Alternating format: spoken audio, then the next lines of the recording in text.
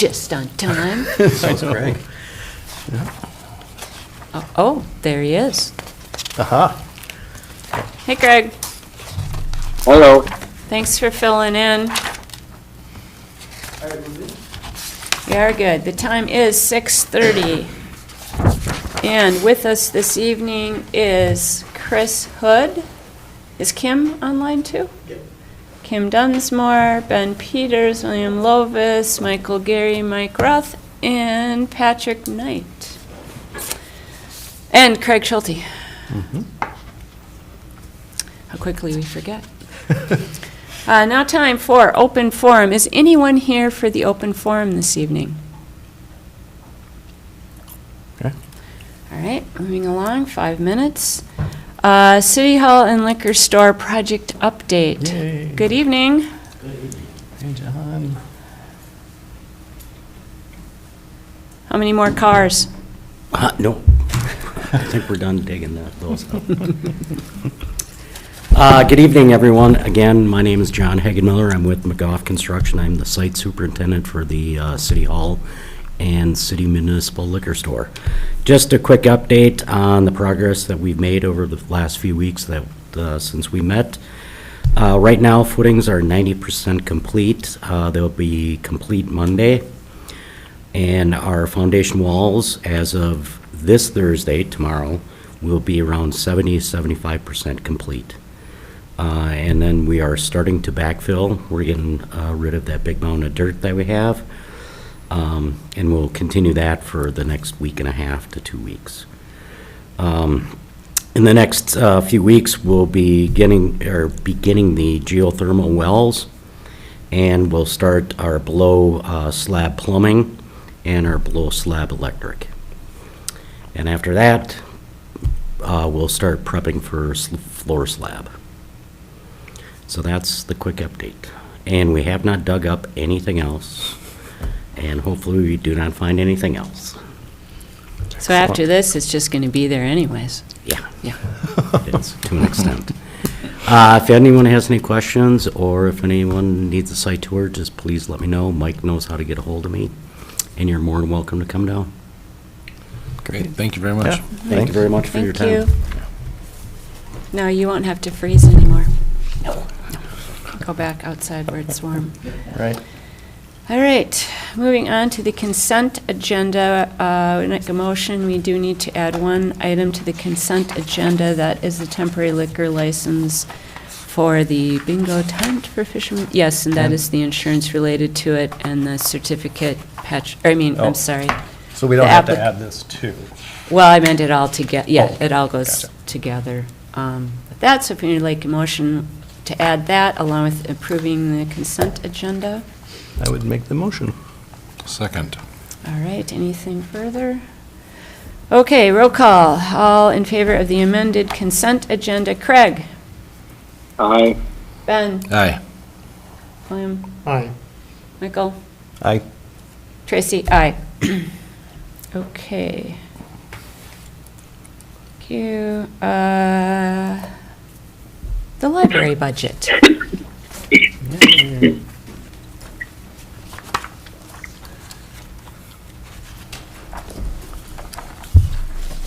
Hello, everyone. I am Library Director Amanda St. John. And I'm Library Trustee Sarah McManus.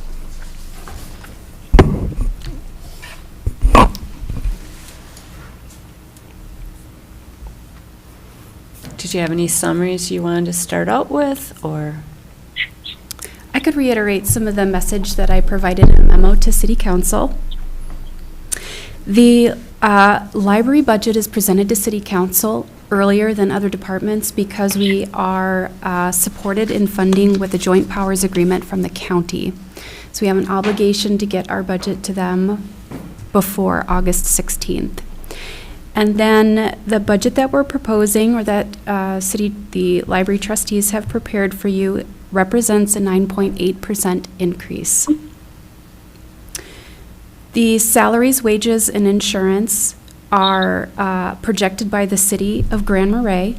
We know that there will be a 3% increase in the salaries and wages, and health insurance quotes don't come in until the fall And so for that reason, we're projecting 10% increase, and that's based on our historical data and trends. There's a significant difference in the health insurance costs from this year to last year, and that's because last year, once the health insurance and building insurance amounts came in, and also after 2 full-time employees declined their benefits for the year, the trustees were able to bring the budget down to 0.5% increase. So after taking that out, we have to put that back in to be prudent and prepare for 2025, not knowing again what the insurance rates will be or who will accept. And that accounts for half of the increase, just putting that insurance amount back in.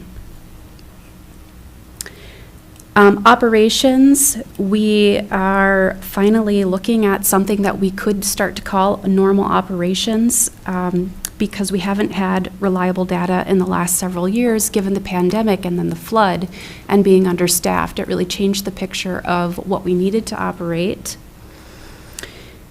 And I've also noticed, especially affecting lines for repair and maintenance supplies and service agreements, that we are seeing the age of our building and we're having more repairs made, for example, to plumbing and heating. Trying to think of a couple of the other things that have come up.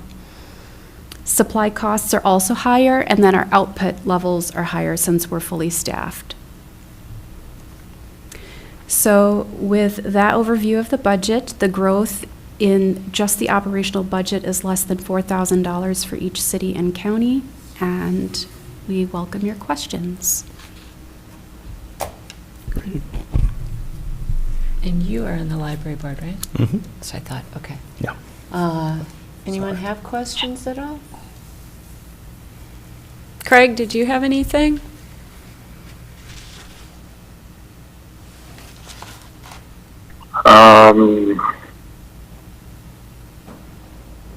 No, I was just, what's the, moving ahead into the next year, then what is the employment situation looking like then at the library? As far as full-time, part-time? I guess that's the question I have. I anticipate, well, for 2025 and moving ahead, I would anticipate we're going to stay with 3 full-time employees. What we have is 1 full-time director, and we have 2 full-time librarian ones who are here to help us with advanced library work, cataloging and programming among those.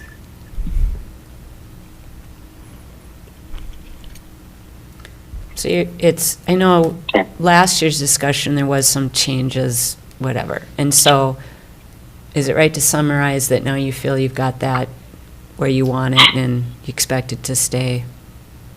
Right. And so last year, we had 2 issues that came up. One was we had switched from having 1 library director and 1 assistant library director, and only part-time librarian ones. We switched that to having 1 director and 2 librarian ones, all full-time.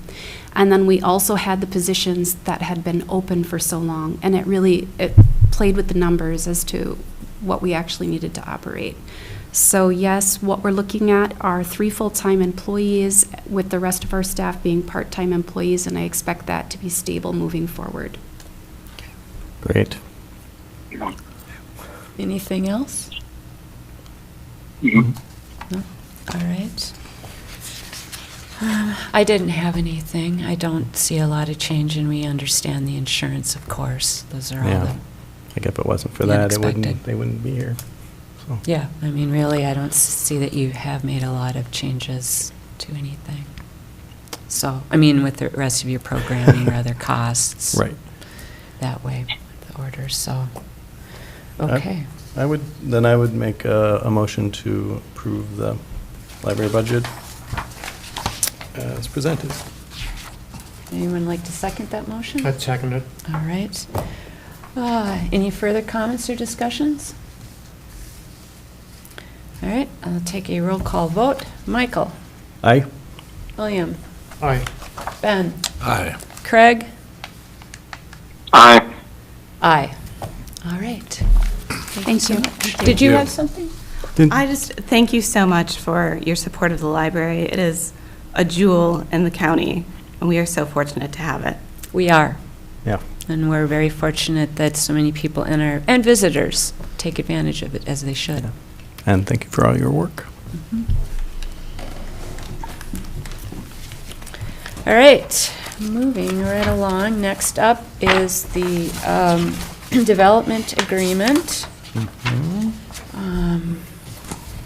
you want to join to the motion?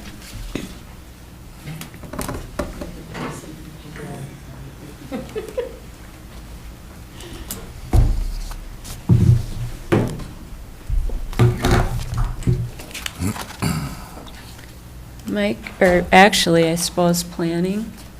No, Do you want to? no, they didn't look at it. Oh, So all right. Yep. So this is going to be you to start us off? I'd be happy to. All right. I'm sure you all spent a lot of time digging through this agreement.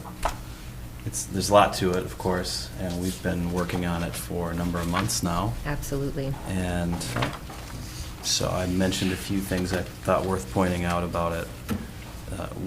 What's in here is a description of the improvements they're planning on making, the security requirements that the city has, the other fees that we'll charge to cover city expenses. And the idea behind those pieces are that the city is not agreeing to pay costs to the benefit of the development that come from other people. The developer is covering all the expenses for this project. They're also providing a security for those parts of the improvements that are in the public right-of-way. In this case, that's not very many of them. So if you'll recall, this plat included a private street, private utilities. So the only infrastructure that we're going to have an interest in initially is what's in County Road 7. So we're collecting a security just to make sure that those improvements are made to the plans that our engineers are going to approve. We do collect a few additional fees. We tried to minimize that as much as possible here because we don't really want to make this more difficult. We're not collecting any fees to cover the city's administrative costs on this, only fees to cover when we have to send somebody else a check. So we have a little bit of money in here for attorney fees and a little bit of money in here for our engineers to just take a look over the shoulder of the plans that their engineers prepared. And What was that, that's $5,000? happening right now. So that's $5,000, yeah. The security is going to be provided in a irrevocable letter of credit. That form of that is included in the agreement. And then there's a number of certifications that the form of those are included at the end of the agreement that will require when the improvements are made. So, once this is done, the developer will be ready to move forward, and maybe you can say something about how you intend to do that, or what your schedule is, if you'd like, and then we can see a final plat, and there's going to be new homes in the Yes. community. So we aim to have some of the infrastructure done this summer yet, and finish the infrastructure in the spring. And so that we should be on target. I just talked with the builder this morning to start building the homes June 15th of next year.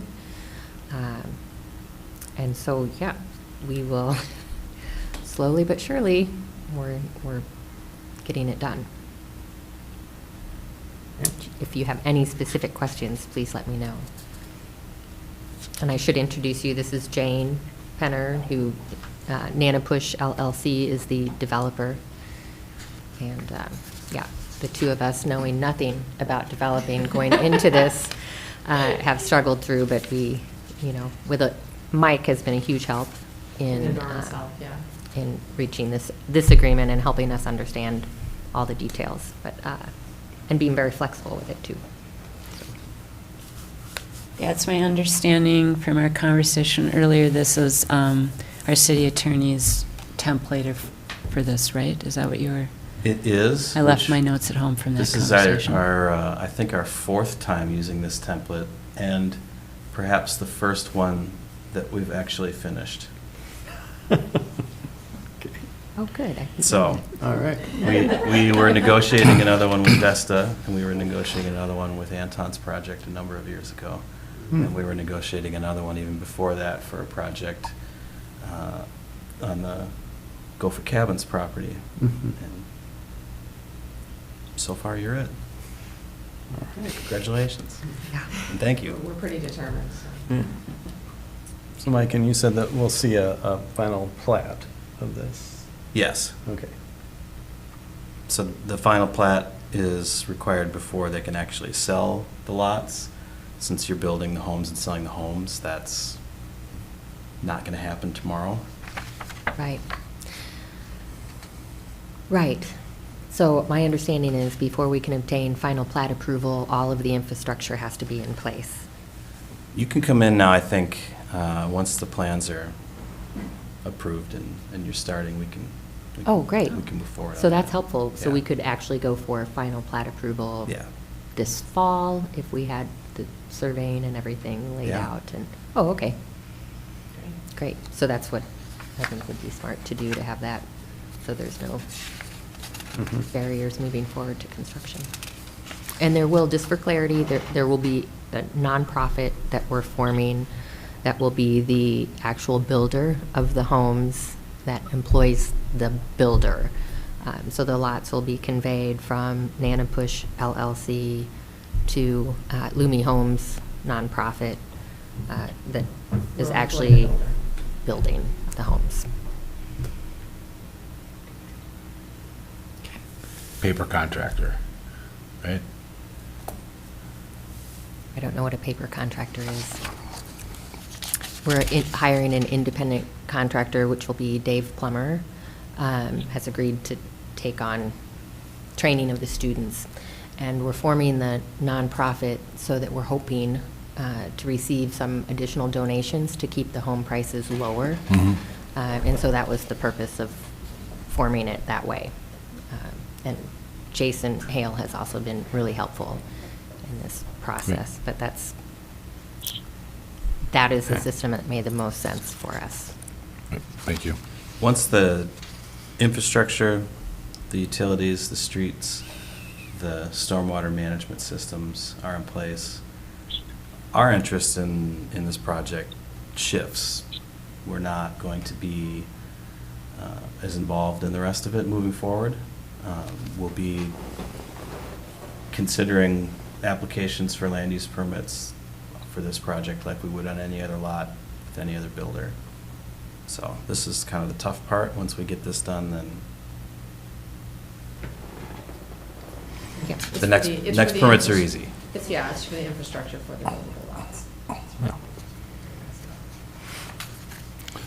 Can I ask about I mean, and maybe this is covered in here, but the road that you're building, you know, when we've done worked with other developers, there was a higher level of scrutiny because, well, presumably the city was going to own and maintain the road, right? This is not the case on the onset.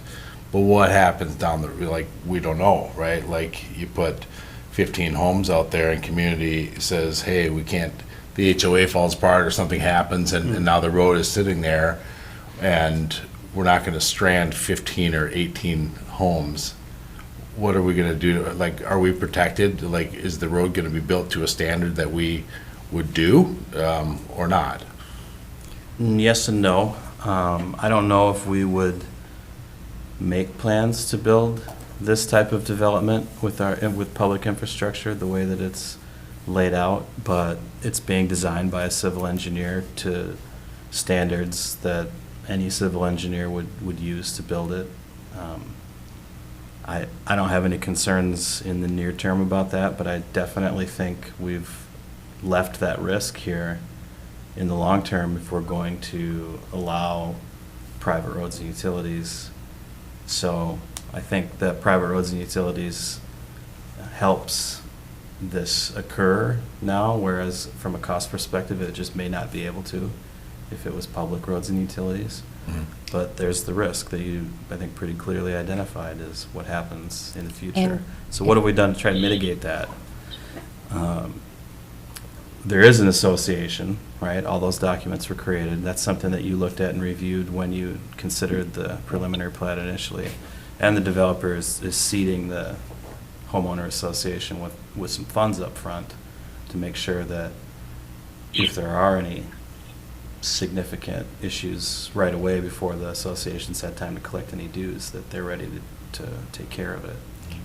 And So- if I may comment, it is a common interest community, so it's established like Caribou Highlands, or there are, it's more than just a homeowners association. And I have seen definitely some of the other problems on prior plats that have been approved where there hasn't been a long-term maintenance program set up.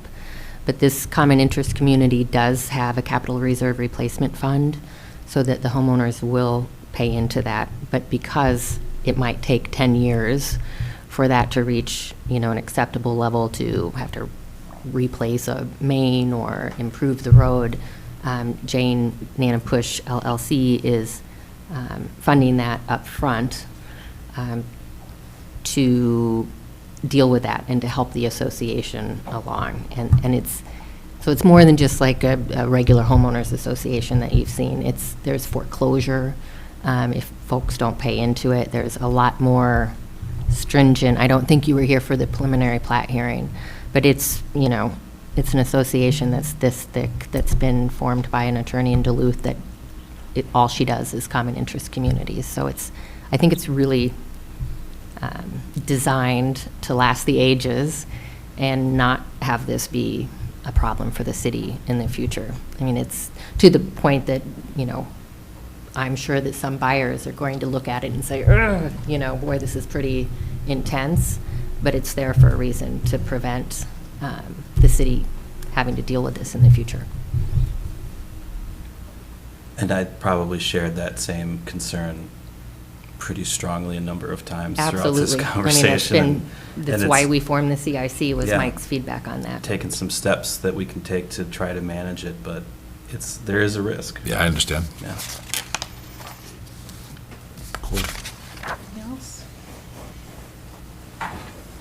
I think he voiced my concern pretty well.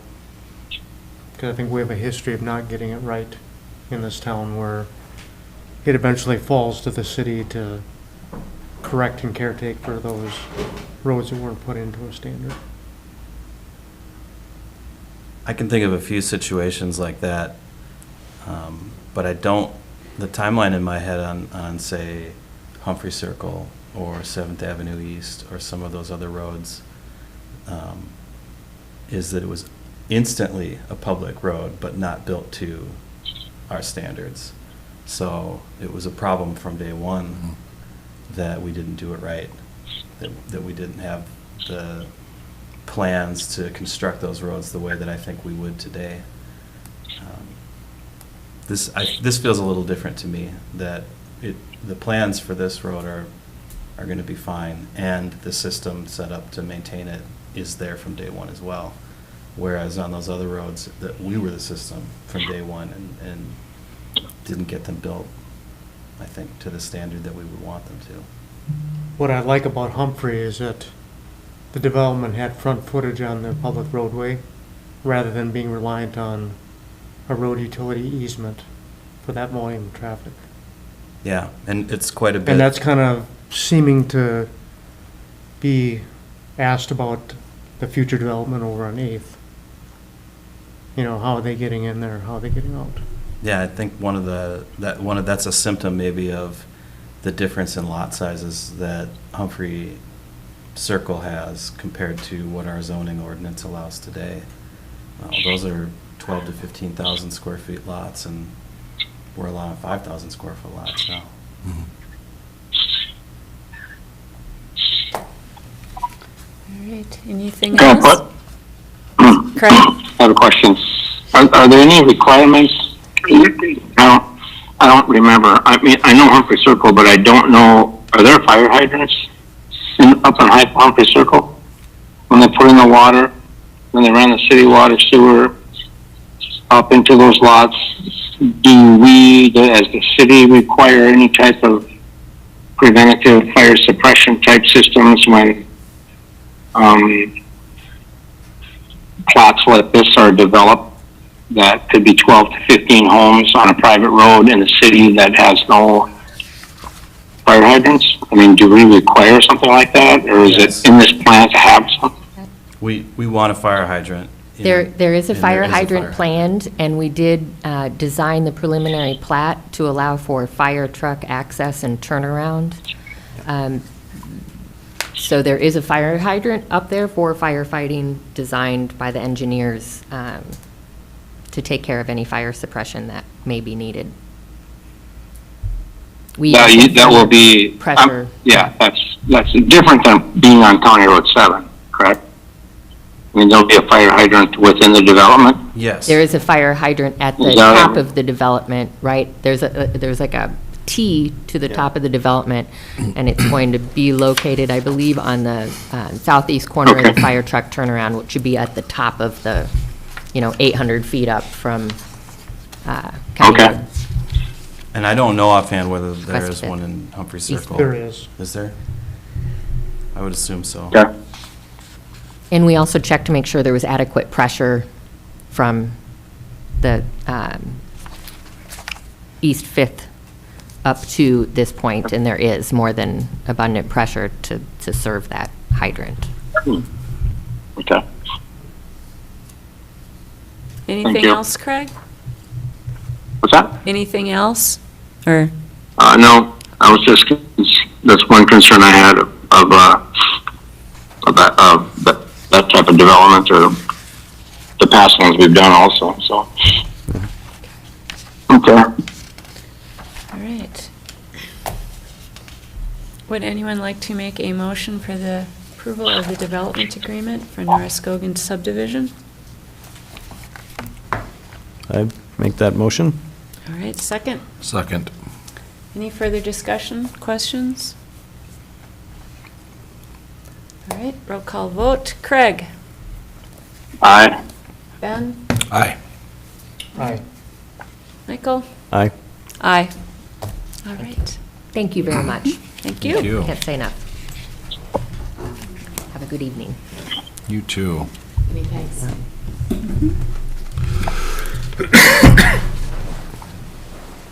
Oh, yeah, the little, the cover sheet's on the bottom. I forgot that. Yeah, there's a memo. There is a memo, but it's page after 50 the, of the yeah. item. in the last page. All right. I knew, I thought I'd seen something that I had copied. Oh, All there it right. is. Okay, let's start with Craig. Council reports. I don't have anything. Oh, Craig, you do. What? Mr. Park Board. I do, I know I missed that meeting, sorry. I Oh. did get filled in a little bit, but,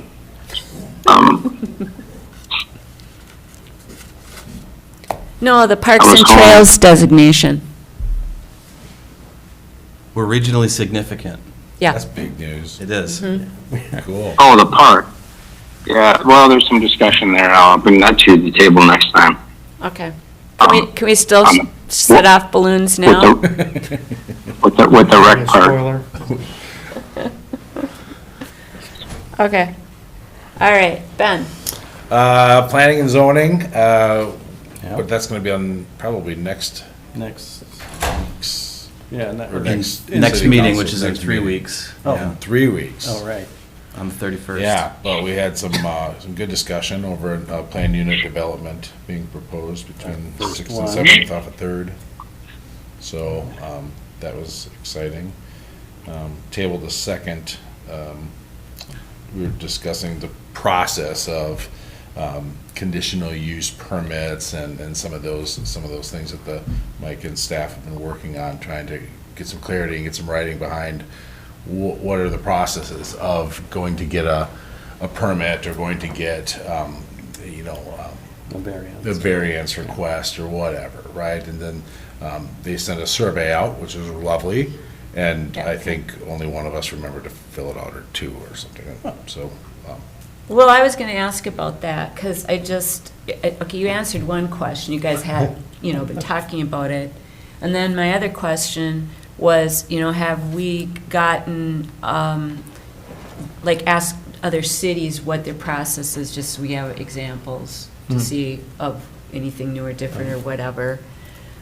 And then from that, I hope that reminded me, in a conversation with a resident, it was suggested that when we do these permittings that require variances, especially on these smaller lots, that we should require a survey first as part of that conversation, so that later on, if it turns out lines aren't where we think they are, then that doesn't cause. Good feedback, yeah. You put that in your survey? No, I have, because I haven't filled out the survey yet. Got it. I just want, Great place to put that Yeah, I one. would. Yeah, put the So, survey on um, the survey. We will not lose that point.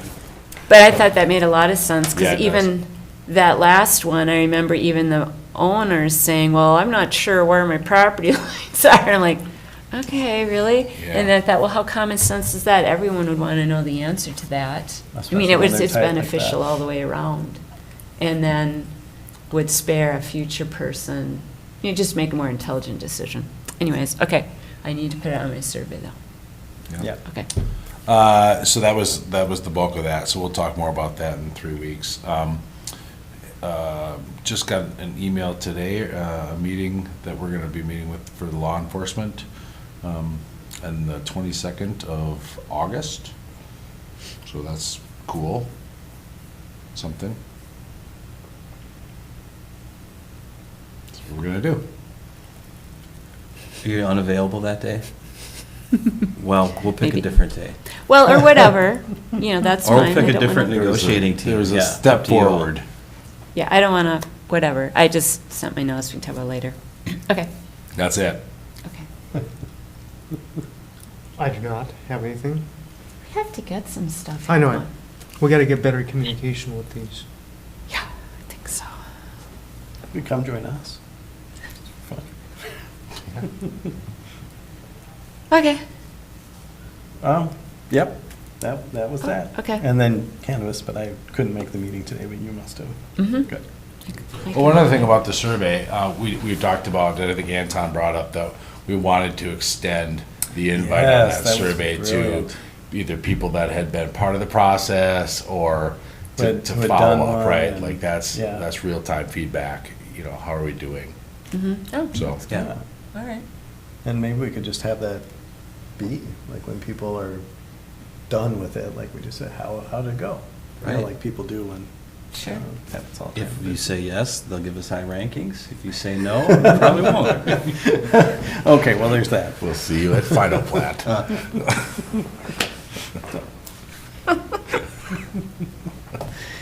Is that too cynical? No, it's exactly No, what that's I think too. probably- Yeah, Oh. you know.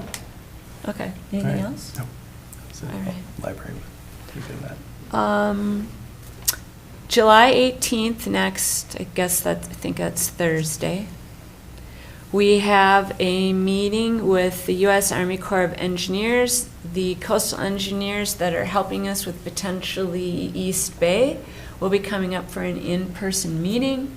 We have invited all the property owners along East Bay to attend. Scott Melhoff is hosting it in his hotel for an inside space, and then we can also, literally tour the beach or whatever. So I've gotten all those invitations and all that organized out. However, I will not be here, and I got to thinking, besides Mike being here, would anyone else on the council have the time to attend the meeting? I want to say 10:30? 10:30. Yeah. We said about an hour or so. It's a Thursday. And then their group will get some lunch, and then by themselves, the engineers are going to spend the afternoon really looking things over. They're coming from Detroit, but they have work in Duluth, so they're coming up just for the day. So we let them set the date because of, just the cost and time or whatever. So they're already working nearby, and it's just an initial look on this to be in person. So if one of you would like, otherwise I have to have meeting notices, right? Not that we could, Two of you could come. yeah, What's the date? the 18th, next week. A week from tomorrow. 10:30. And it can send we can forward the whole meeting notice, but we'll meet initially at Best Western. Yeah, I'd be happy to go. Yeah, unless somebody else is really jumping at it. Okay. I have time. I'll send that meeting note out to you then. Great, thank you. Okay, then on that same track, next week, Tuesday, is the monthly EDA meeting. And it's a pretty big meeting because we did that strategic planning last month. Well, Northspan's already ready. We're going to start a little bit early to present back the summary of it. So I already know kind of what that is. But then also they did a big report for Superior National Golf, and that will be reported on as well next week. And that is also for the purposes of some planning of, the future fate. Not that there'll be any decision-making, but, and we were emailed that report. But would anyone like to attend next week? I will be gone. The county designates an alternate. And then if you're designated alternate, you can also vote. If somebody just wants to go next week, you can just sit and probably make comment, but you couldn't vote. So if anyone can make that meeting or would like to be an ongoing alternate for those meetings, I think we just need to make a motion, and then we could do that. I think it would be nice to have a council person there next week. Yeah. for that I'm meeting. sorry, I missed, what day is that? That's Tuesday, the 16th. And, I just shut my calendar. Hang on. So like I said, it starts, this particular meeting starting earlier just because of that added time spent for so 3:30 to review the strategic planning part of it, but the regular meeting starts at 4 o'clock. I could make that. All right. Would you like to be the regular alternate, which would mean a voting ability, or do you just want to say I can make this meeting? I like voting. You like voting? I do. All right, let's make a motion for Michael Gary to be the alternate representative for the city for the EDA. Would anyone like to make that motion? I will make that motion. Second? I'll I'll second that. All right. Craig? Aye. Aye, sorry. Ben? Aye. Aye. Oh, wait a minute. Aye. All right.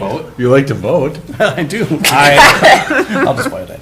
All right, I'll make sure those meeting invites get off to you. Thank you Okay, both. thanks. All right. We had an 3:30. HR committee meeting this morning, which we'll be doing monthly. We got an update on the wastewater superintendent position. Do you want to make any We'll be comment yet? beginning interviewing candidates next week.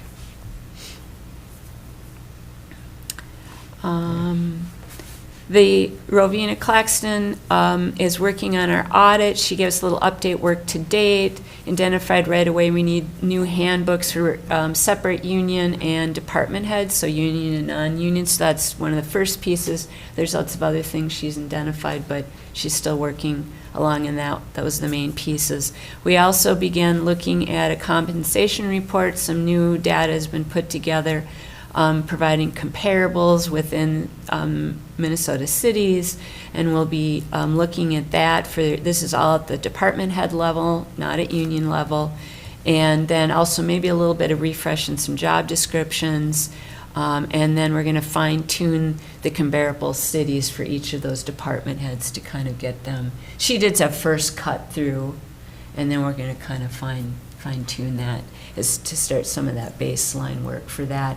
And eventually, one of those conversations will get back to the city when we need to start thinking about, how we view compensation and where we want to be in the market, and also will lead to our discussions eventually for year-end compensation and whatnot at the department head level. So that was our meeting today. Miss anything from that? No, that's a good summary. Yeah. Okay, we had the cannabis meeting then next. I would add Oh, yeah. on that, that one thing I learned today that I think I already knew, but Grand Marais is very unique. And so it's very, very challenging to come up with comparable cities for various reasons. Either they don't have a public utility, or they don't have electric utility, or they don't have a campground, or they don't have a marina, or whatever, right? So trying to figure out, where are we at in pay versus cities that don't have those things, or some of them do and we don't, right? So, it's a process. So that's why we're going to kind of fine tune it. Like maybe, for instance, looking at the Minnesota audit of municipal liquors operations, find cities that way are more comparable to our size operations and pop those in, things like that. So, yeah, we're always different. You hate to say that, but turn it out, we Yeah. always Yeah, we're there's different. some things We that live are up to it. different, yeah. So the cannabis meeting, I also, at the League of Minnesota Cities, they had another update. It came directly from the Office of Cannabis Okay. again, and So they gave different guidance? no, but I mean, within just hearing them, plus more operations are moving from the Public Health and Human Services Department over to this new department and getting on their website. And then, of course, there's the new legislative changes and updates. And then rulemaking doesn't have to be done till the fall, and that's some of the fine tuning of how to apply changes. So I think that adds just a little bit of confusion, but some of the things we've already talked about before still certainly apply. Then, of course, the biggest piece right now is the social equity application. So first of all, people are now able to determine if they qualify under that definition. Then later this month, that window of application opens. And the reason they have an early application process is because typically they are identified as potential businesses who will have trouble securing, as one aspect, is trouble securing financing. So if the state vets them, which is what this early process means. Which is happening now, isn't it? Well, first they have, yeah. Yeah. Okay. First step is, do I even qualify under Yeah, this? And once that gets vetted through the state, then they can start doing the application process. When they're done being vetted, then hopefully that will help them move forward in those next step about securing finance, locations, whatever. And then they will be put into the lottery, as well. It's not like they're going to operate any sooner. But that kind of, we had a little bit of this whole meeting, and we're talking about county and we're talking about city, right? And we don't have to work in unison. At what level should we?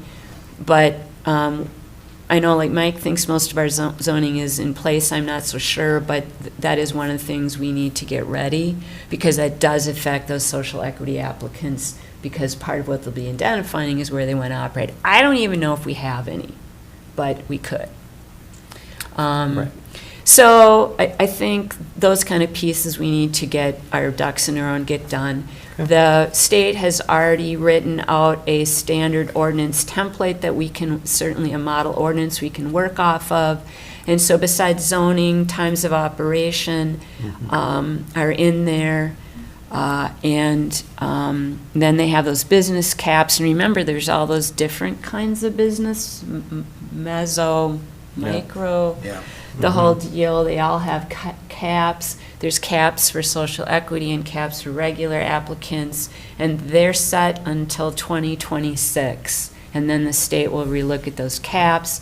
What I don't really know quite yet is they're all going in this lottery, and I don't know yet, like geographically then, out of the lottery, how are they, are y'all just put in one big pot, or is there a lottery for Hennepin County, or a lottery for Cook? I thought they were broken out because we have to have one. Well, I'm right? not so, I couldn't get We're that. supposed to allow one, and yet we saw information that suggested they're going to limit the licenses the first year to fewer than the number of counties that exist in the state. So Well, conflicting. kind of, but then We just don't know yet. I looked at their, Oh, man. they have FAQs, and the answer to that is he was partially right. There's 75 retail for social equity and 75 for regular. Right. That makes a total of 150. So, the biggest disappointing to me of that meeting today was that our legal counsel wasn't quite there on investigating some of these pieces and asking us. She doesn't mean you, Chris, by the way. Oh, right, Chris, because you're in it. No, Chris, I don't. Because ultimately, we do need a legal opinion, Yeah. you know, so there was too much of everyone thinking, like, I read this on the news. Like, no, that doesn't count. I found 2 articles with completely wrong numbers. Yeah. So I went back to state statute and copied that out, and then looked at the FAQs. And there is more and more info out there. There's also an interactive map for all the social equity potential people to go and see if some of the categories, like our county does not fit into that by county. For instance, that data is sitting there. You can click on a map and look.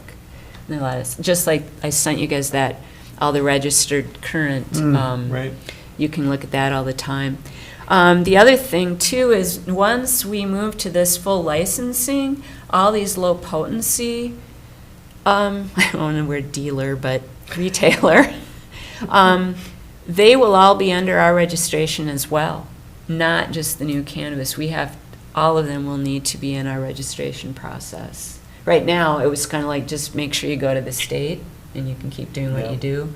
But And now, yeah, we will be bringing them, not that that's a big deal, but, and we do have the ability to delegate that to the county should we want to, and not go, do that process ourselves. It's kind of like cigarette registration, whatever.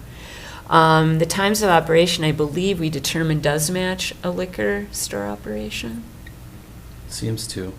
There's some clarity that, what we could restrict for times of operation. yeah. Yeah, they did put on some limitations there, though. Yeah, they of do. How much you can. Yeah. So yeah, the social equity applicants open July 24th, and then I know it's early August, like the 12th or something. That's it. They're done then. Yeah. I mean, they have to be in the process by then. And so I think that the county wants to get this up for their meetings fairly shortly. I think the council needs to decide the zoning piece and if we have any interest in any licensing caps and get that rolling. Once things are in process, if we don't respond to an application within 30 days, they can automatically issue it. So I think we should make sure we have our just, there isn't that much here to think about, and we have a model ordinance, but we should think about our zoning carefully. And, right now, our representatives from sort of the business neighborhood is been Chris Homiak and Linda Jurek from Chamber. And, they're thinking about the people they know now. And I think that's a missing thing when we think about this. We don't know who else is sitting in the background. Yeah. They just identify. So, and you don't need to be a resident of the state to be, and you don't need to be a resident of the city or the county. So that doesn't mean there aren't other people still. And I'm still not even sure, like we were saying, like how these lotteries work. Or if we get more applicants, then let's say if we do put a cap and it's 10 and we get 12, they clearly say that's up to us to determine our process then to make our choices. Yeah, We could have a beyond lottery. accepting one, we can then make choices about what we have, or. Yeah, but even how we do make that choice, we do have options to figure that out. And my thinking, or sorry to interrupt, but I was just thinking like that was one of the areas where I thought, well, then we could maybe look at like, well, preference for local or some locals could be part of that picture. Because after we have to accept one, we could also then say, but our preference is that it should go to a local person, if possible. Yeah, we can look at those FAQ, they were in there too, but I copied a lot of that out. But anyways, I think that needs to be an agenda item for next time, and we'll look and does everybody have that latest handbook that came from the OCM, from their last? I do. Okay. Do we I don't need to think I send? have it. Okay, let's get that sent out. I'll make sure Patrick can get it sent out to everybody. I mean, you can go get it off the website, but we'll make sure, because that has the model ordinance in it. Okay. along with some other documents, and then just a lot of questions. And like, it tells you the hours of operation that you can, what you can and can't do about a lot of stuff.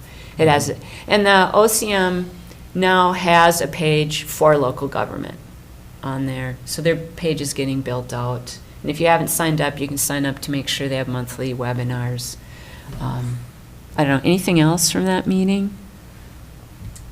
The county has a small committee working on their ordinance starting next week that I'll be participating in, just to see what sort of issues they come up with. And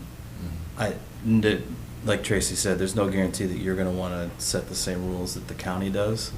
I'd like to start with the hope that we do, though, because that always works better for folks when there's not different rules in and out. So we'll find out what they wanna do, and we'll get a chance to think about it as well, and it should work great for putting it on the next agenda. Yeah. Yeah, I think the license cap is the one I'd like to see some agreement on, and not make it weighted too much one way or the other. Hours of operation, though, display requirements, signage requirements, buffer zones, all those sorts of things.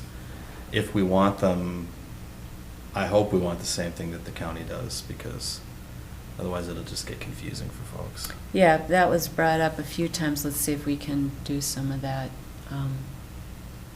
Because there isn't that much leeway. I mean, the state really does control a lot of it, so. We may not decide we want to regulate any of that, or we may decide there's 3 or 4 of those things that are really important, so. Yeah. We'll have a quick, put a template ordinance together based on the one that the state prepared, and include some thoughts in there as just a starter for a conversation, and see where it goes. Yeah. Yeah, I am curious about the limit, not limit Yeah. conversation. Well, I'm also want clarity on, since it's not a lottery and there is this cap, like, then how does that affect us? Like, maybe we say we want 6 and the lottery says we only even get 2. I mean, I don't know. Yeah. Some of that's still, I don't know, maybe that's part of the rulemaking that's coming toward the fall. I think there's a lot more work that they need to do, but this new guide that they put out is Is Yeah. helpful. good stuff, yeah. And then from the League of Minnesota Cities, I was noticing, not hearing much from the woman who'd been in charge. Well, she got a new job somewhere, and another person from the League is now responsible. I think there's been a lot of catch-up, apparently a bit of changeover at the League, so Okay. that explains some of the kind of silence there. All right, the RCPI, which is the Great Lakes St. Lawrence Seaway. No, I'm not saying that right, am I? Great. I can never get it right. I can't either, but that was the first group we worked with for potential help with engineering on East Bay, which then moved to our main harbor. Just an update, at the end of June, they asked for a letter of support.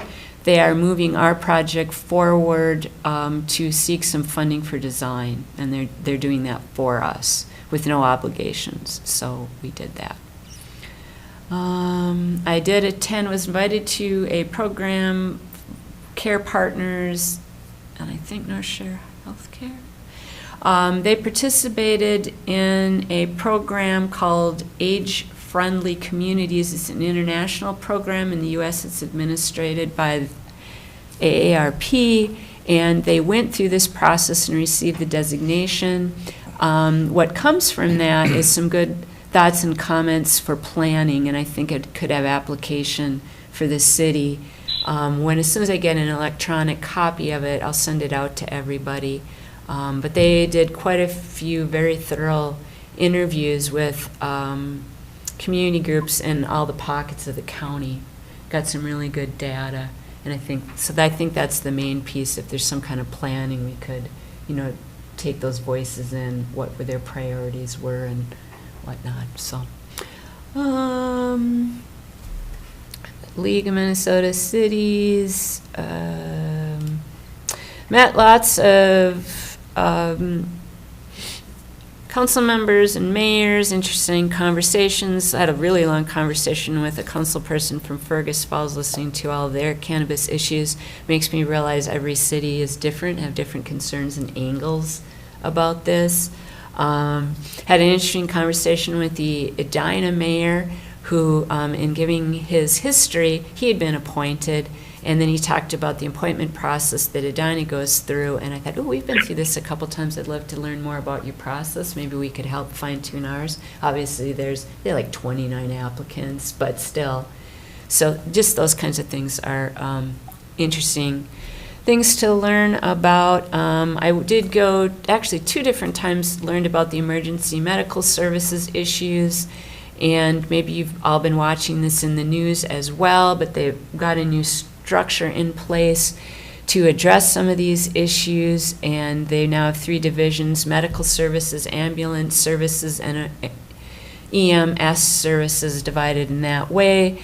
They did not get, as I think you've all heard in the news, they didn't get the funding they anticipated, but part of that is because they want to try some new things, and they did get funding. For one piece in particular is a new Sprint Medic program pilot, and That's right. St. Louis County is one of the 3 counties selected, so maybe we'll hear more about that. And one of the things they're trying to do, realizing in rural Minnesota that the geographic span is so big, that they'll put an SUV out for emergency calls that will have more advanced life support equipment and an advanced life support provider, so they can bring those things to the person sooner, as opposed to trying to get that person to those services, and see if that adds efficiencies and more life-saving, just trying to get around those, different issues that we have here, and so decrease time. So that's one of the pilots, and I'm sensing that's why they want to make these important changes before they just throw out money to do the same old thing the same old way. Even something as simple as, which we all said, why do we always see an ambulance with a fire truck? And try to differentiate when do you need what, where, that kind of piece. So that's a summary of a lot of stuff I heard about that. It's kind of interesting. I went to an energy-related session that talked about new jobs and whatnot, and they talked about hydrogen production, and some of them, there's not very many, but major companies, but Cummins in the Twin Cities was on that list of that, and I realized, isn't there some hydrogen potential up on the range? I seem to recall that. Anyways, I know that's the up-and-coming energy piece. If anyone's interested, when Becker had to reselect out of their coal plant, they're going to a solar plant. Another piece that was interesting, and maybe not to the city as much, but when we talk about Tack Harbor, I know people talked about data centers down there and the heat generation. Well, they talked about the heat you generate off a data center being used to heat something else. And in this case, they showed a picture of a wastewater treatment plant. And then the wastewater treatment plant goes along with then goes back and cools the data center. But there's a lot of ways they use it in other things. So I thought maybe there's potential there around data centers. I know just creating the energy, that's the whole thing. If you can't get a gas line down there, nobody says there's anything economically feasible there. Maybe that takes that away. I don't know. That was interesting. I'm not a huge science person. Oh, and then microgrid systems for electricity, too. They said LHB is one of the people working on that, or groups working on that. Because I know that build-out is super expensive and hard. Legislature, there's $5 million more available for tree planting, so maybe another relief grant to get that second half of what we want done. There's money. They said there's some big dollars available for solid waste management. Big changes there. Have you heard anything on that? This is when the league's lobbyists, I guess you'd say. The legislative update. Yeah, when they're sitting there doing their round table, those are the bits and pieces, some of the main highlights that I got from them. Besides a huge earful about their unhappiness in the process of the legislature's closure. They said if the really good information would be found at the bar later, which I did not attend.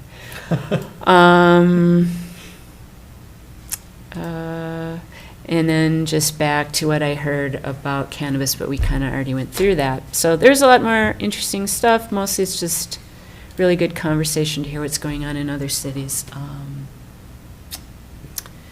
Okay. Mike, did you want to, like, update on the Arrowhead Animal Rescue's pound/shelter? I can give a brief update. I was hoping to give a slightly longer one if perhaps they were ready to talk about the ownership of that trailer, but they have purchased the mobile trailer, and we have plans for the grading of the lot. We own the lot, we closed on it. We have a contractor lined up to do the work. We've got a contractor lined up to move the building. The pieces are coming together. It's definitely, we're right on the threshold now of the work getting started, and that's great because it's not an easy thing to find a contractor right now that has some spare time to take on a project like that. And, more to come. And they can Hopefully next meeting. Yeah, they can temporarily put their building on the church property. They can get it moved up from the school. But the next piece we need to really sit down as a council, just at a high level, but help Mike is the new lease and operating agreement. They had an agreement. We can certainly pass the old one out. I think it like run its date, right, some time ago, but. Yeah, it's probably about 15 years old, but. Yeah. And it's just a baseline, but we want to be really clear going forward of responsibilities Right. and what we expect they do in that operation as far as, the core of what they're literally doing. And then I think we talked about this other time, what happens to pets in different situations that can arise, the whole 9 yards. So that needs to come up, and I think it's important so that as they're starting to also get ready for having a real operation again in a building, that they have clear expectations. So look for that one coming up. And then we already talked about the law enforcement meeting and the conference. And then I was asked again about our downtown city lights from last summer. Are we on track for some of those repairs and things? What? Oh, last summer there was commentary about many of our downtown city lights needing repair, not working. And I know part of it, what you had mentioned, was some of those certain fixtures and whatnot you can't buy anymore, right? Yeah. But then just basically the lights operating and actually working, and I was promptly told they are not yet. So. Perhaps something a little more specific offline. Okay, yes. All right, that's it. All right. Hey, we're done. Adjourn. 7:30, yes. Look at that. Have a good night. Thank you, Hey, good thanks, night. Chris. All right.